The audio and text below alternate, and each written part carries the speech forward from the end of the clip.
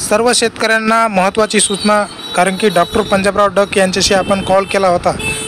त्या संदर्भात आपण कॉल रेकॉर्डिंग ऑन नसल्याकारणाने कॉल रेकॉर्डिंग झाली नाही. पण ती माहिती आपल्याला पंजाबराव डक यांनी अशी सांगितली आहे की बरेच हवामान अभ्यासक असे सांगतात की ऑगस्टमध्ये भरपूर प्रमाणात खंड आहे.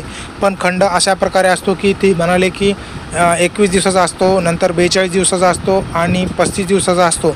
असा काही खंड नाही, कारण की हा 2-3 दिवसाचा खंड असल्याकारणाने पाऊस भाग बदलत परत पडणार आहे.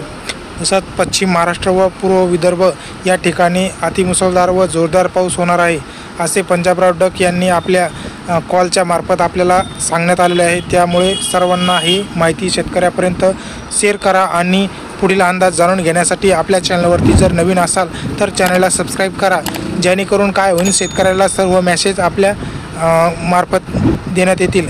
धन्यवाद मित्रांनो, ही माहिती सर्वांना शेअर करा.